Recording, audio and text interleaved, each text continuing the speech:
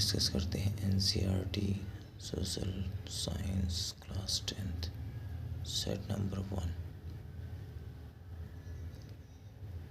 Section A multiple choice यानी MCQ type question 20 marks के first question में from which of the following countries Giuseppe Garibaldi belong to answer first Australia Italy Greece and Spain B section का सही हो जाएगा answer है Italy second question two statements are given below they are assertion A and region R read both the statements and choose the correct option assertion A the most serious source of nationalist tensions in Europe after 1871 was Balkan, and region is a large part of the Balkan was under the control of Ottoman Empire. Options both A and R true, and R is the correct explanation of A. Second, both A and R are true, but R is not the correct explanation of A. C option A is true, but R is false. D A is false, but R is true. And next question number 2 इसका भी answer B हो जाएगा both A and R true, but R is not the correct explanation of A. Question number 2 question number second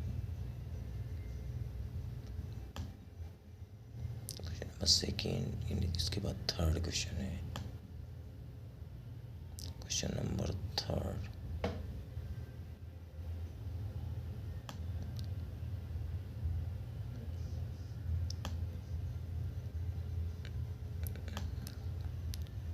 third है निम्नलिखित घटनाओं को कालक्रमानुसार व्यवस्थित कीजिए थर्ड यानी arrange the following events in the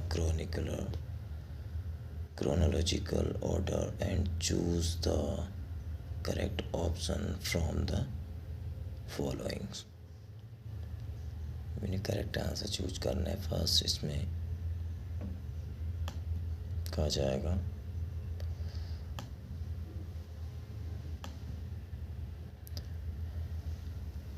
treaty of Constantinople and second defeat of Napoleon, third unification of Italy, fourth unification of Germany.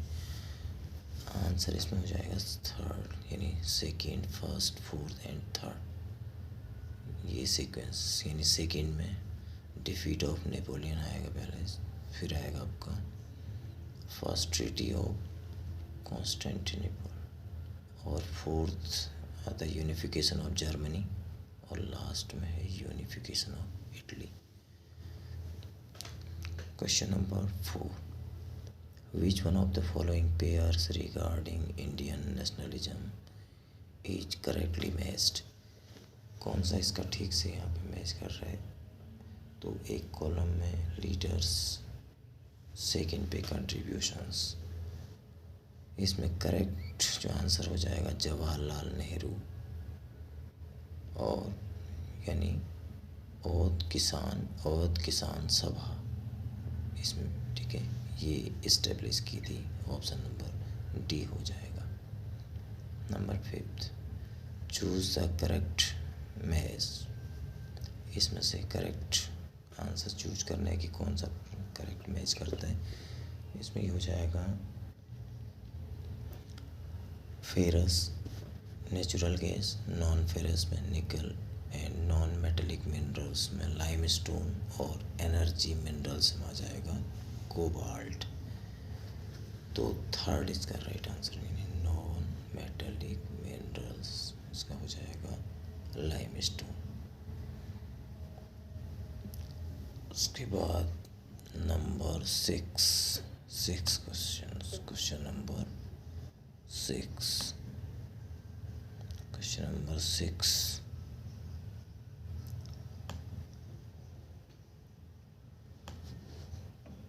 Question number 6 है read the given statement and choose the correct option with regard to Rabi crop season from the following. First statement, Rabi crops are sown in winter. Second, sown from October to December and harvested from April to June. Third, important crops are maize, cotton and jute. Number 4, Punjab, Haryana, Uttar Pradesh are important for the production of wheat. इसका C option correct हो जाएगा. First, second and fourth. First statement, second statement and fourth statement. अब आते हैं question number 7. अब question number 7. Question number 7 होगा okay. Identify the soil with the help of following information. First इसमें it develop in area with high temperature. Second, it is the result of intense leaching due to heavy rain. और third हो जाएगा यानी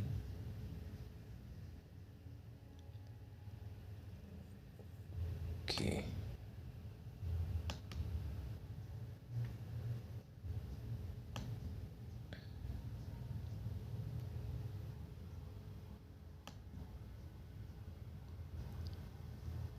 का C option correct answer यानी laterite soil के ये क्या हैं सारे कैरेक्टरिस्टिक्स हैं. नंबर 8. क्वेश्चन नंबर 8 पे क्वेश्चन नंबर 8 है. हिंदी में लिखा है कि कौन सा शब्द महिलाओं की सामाजिक, राजनीतिक और आर्थिक समानता में विश्वास और उसकी वकालत करने से संबंधित है. ये आता है नारीवादी लोगों. नारीवाद यानी डी ऑप्शन इसका राइट आंसर हो जाएगा.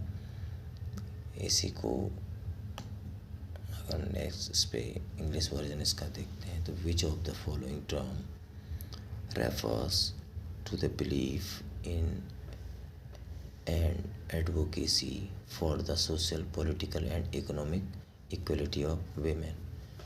राइट आंसर हो जाएगा फेमिनिस्ट यानी D option. Number 9. Read the given statements. First statement है India has no official religion. Second, all the communities have freedom to profess and practice any religion in India. ये जो characteristics है, which one of the following constitutional term is used for the above statement. ये आता है secular. Secular के क्या हैं statement के क्या हैं ये कैरेक्टरिस्टिक्स. आ जाए क्वेश्चन नंबर नेक्स्ट है 10. Match the column first with column second and choose the correct option. Column first की कंपेयर करना है कॉलम सेकेंड से. फर्स्ट है इसमें यूनियन लिस्ट. सब्जेक्ट इसका सब्जेक्ट है for uniformity central government legislates on it. Second हो जाएगा सेकेंड है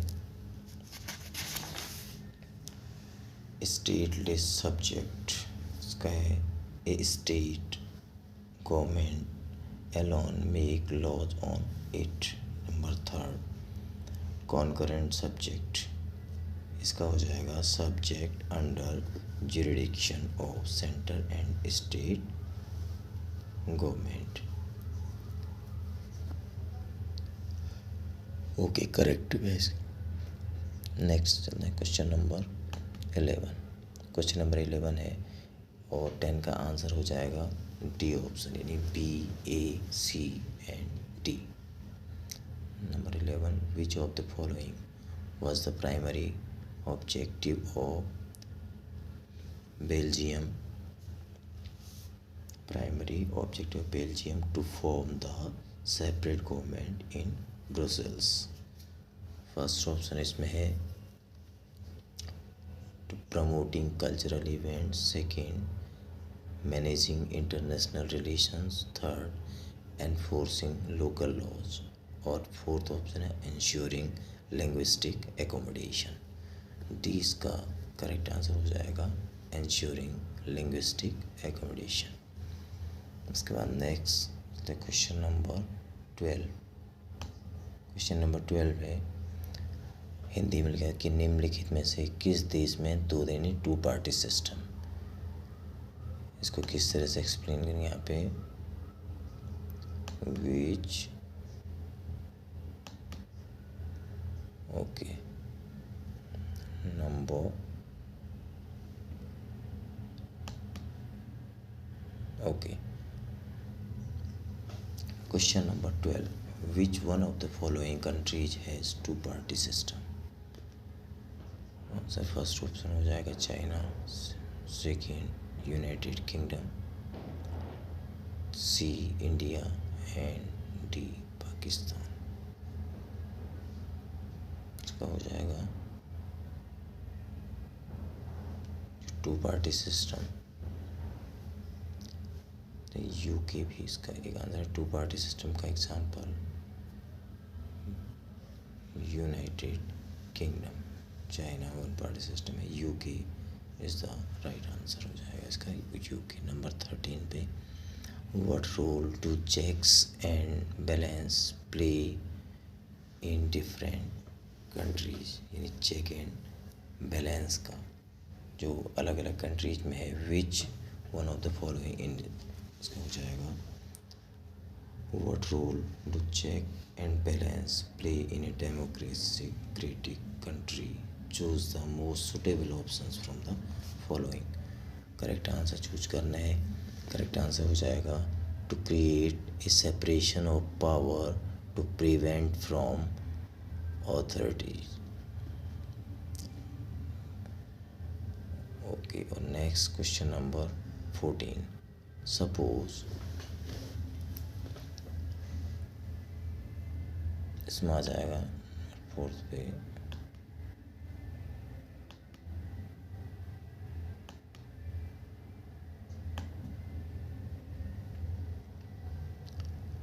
कहा हुआ है कि suppose the monthly income of the family members, एक फैमिली मेम्बर्स की जो सारे जो फैमिली मेम्बर्स, एक फैमिली की जो है टोटल मेम्बर्स की दी हुई है monthly income is as follow respectively. जैसे मदर का जो मंथली इनकम है वो है 50,000 रुपीज़, फादर का है 40,000, सन का 20,000 एंड डॉटर का है 20,000। इसका एवरेज कैलकुलेट करना था। Average income of the family would be, ये कैलकुलेट करके ये आ जाएगा आपका 32,500 रुपीज़। नंबर 15 में which one of the following indices is given priority by the World Bank with respect to development. इसमें कौन सा इंडिसेज है, कौन सा इंडिकेटर है जो क्या करता है, वर्ल्ड बैंक इसमें से किसको जो है प्रायोरिटी देता है, सबसे पहले इम्पोर्टेंस किसको देता है।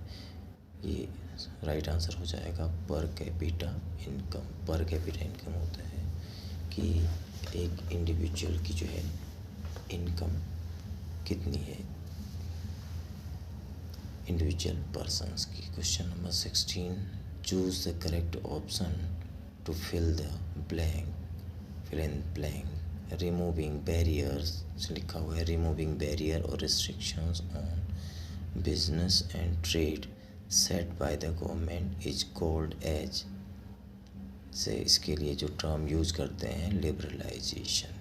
क्या यूज करते हैं, लिबरलाइजेशन यानी रिमूविंग बैरियर्स, किसी तरह के कोई बैरियर्स यानी अवरोध रुकावट से जो है, और रुकावट और रिस्ट्रिक्शंस किसी तरह की पाबंदियों से मुक्त करना। Free trade on businesses and trade set by government, यानी उस कंट्री की गवर्नमेंट क्या करती है, एक थोड़ी सी किसी तरह का रियायत और रिलैक्सेशन दे देती है इस प्रोसेस को बोलते हैं लिबरलाइजेशन। क्वेश्चन नंबर 17 में which one of the following is an example of organise sector activities. इसमें जो ऑर्गेनाइज सेक्टर एक्टिविटीज़ का एक एग्जाम्पल बताना कि जो एक होता है इनऑर्गेनाइज सेक्टर, दूसरा ऑर्गेनाइज सेक्टर। तो इसका सबसे बेस्ट एग्जांपल होगा a teacher taking classes in A government school. ठीक है, तो ये 17 का डी ऑप्शन करेक्ट हो जाएगा। उसके बाद नेक्स्ट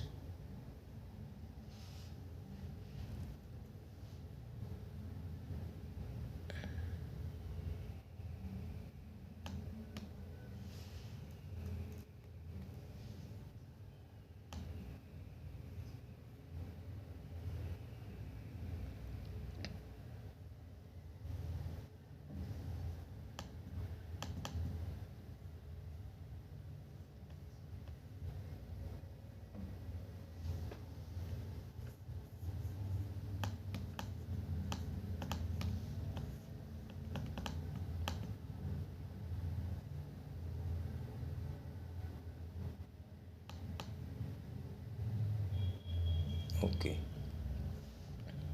फिर देखिए next question number 18, choose the correct form given options. Question number 18 है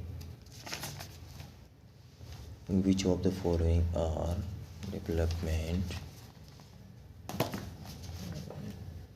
development goal of the prosperous farmer। Choose the correct form the given options. First इसका है better wages, higher support prices for crops, third assured high family income, और fourth है more days for work. C इसका correct option हो जाएगा। Correct answer only second and third are correct. Second statement क्या था, higher support prices for crops, और third है assured high family income. अच्छा, question number 19, why do lenders often require collateral before lending loan? Choose the most suitable option from the following। क्या करना है कि why do lenders जो है उनको कोलेट्रल यानी एक तरह के जो है एविडेंस यानी उसकी ज़रूरत पड़ती है, गारंटी की ज़रूरत पड़ती है अगर वो कोई लोन ले रहा हो। चूज़ इसमें क्या करना, कोई सुटेबल आंसर्स का चूज करना है। इसका राइट आंसर हो जाएगा to mitigate the risk of loan default, यानी लोन डिफ़ॉल्ट से उसको रिस्क से बचने के लिए बैंक क्या करते हैं, कोलेट्रल को जो है लेकर के आते हैं, कोलेट्रल रिक्वायर्ड करते हैं। आज का एमसीक्यू का 20 एंड लास्ट क्वेश्चन है, look at the given pictures. एक पिक्चर दिया हुआ है तो उसमें एक जगह डिपॉजिट्स का लिखा है और दूसरे पार्ट में लिखा है कि जो बोरो करते हैं लेन तो बोरो। अब इसमें एक कंपेयर करना है, choose the correct option from the following.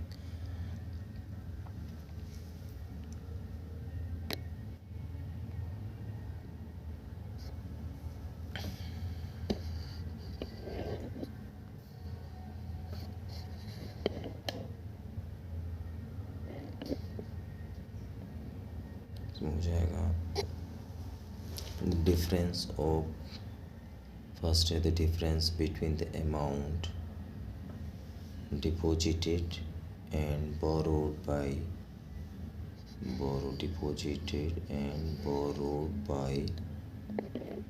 Bank to Reserve Bank of India. Second option, the difference of amount of interest between what is charged from borrowers and what is paid to depositors। B इसका right answer हो जाएगा। ये थे आपकी इस set के set number 1 के आज के MCQ type question.